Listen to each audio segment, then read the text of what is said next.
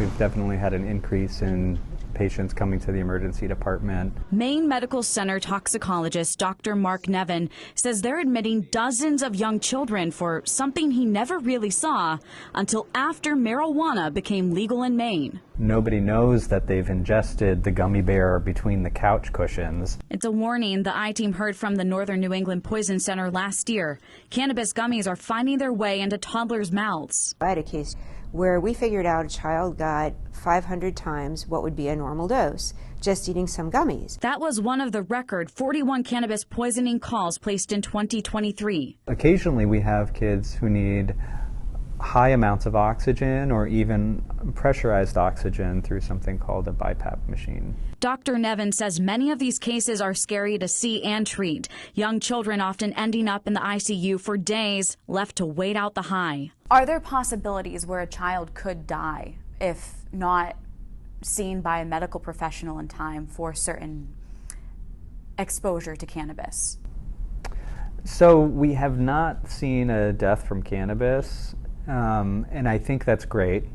But I think that also can sometimes be a talking point. That doesn't mean that somebody can't. In a little kid who's not breathing appropriately, they could aspirate and develop a pneumonia. According to the state's Poison Center, of the serious poisonings, cannabis is sending twice the number of small children to the ER compared to opioids. I wouldn't be surprised if the problem gets worse. Director of the Office of Cannabis Policy, John Hudak, believes state lawmakers are not heeding the warning signs. A few vocal operators, bottom line, being put over public health. This past session, the legislature passed a bill that allows edible makers to remove the universal THC warning stamp, meaning once gummies are taken out of their bags, there's no visual cue that they contain cannabis. It creates risks for parents who might think that a product is not infused and give it to a younger person. They're trying to shift the blame away from the parent and onto the industry. Paul McCarrier with the Maine Cannabis Union doesn't share the same concern. What we're seeing here with these numbers is that after it became legal in 2016, we see the numbers increasing.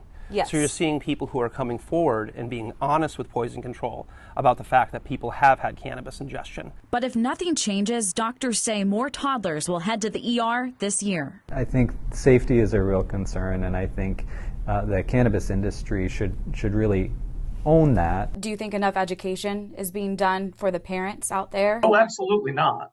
I think there needs to be a lot more education at the point of sale. You can explain that to people all you want. Are they going to follow through with it?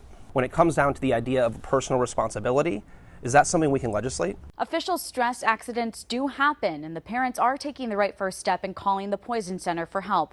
There's no repercussions to that. But if a parent doesn't listen to the advice from the experts, like bringing a child to a hospital for further care, that could lead to an investigation. For the I-Team, I'm Stephanie Grinley.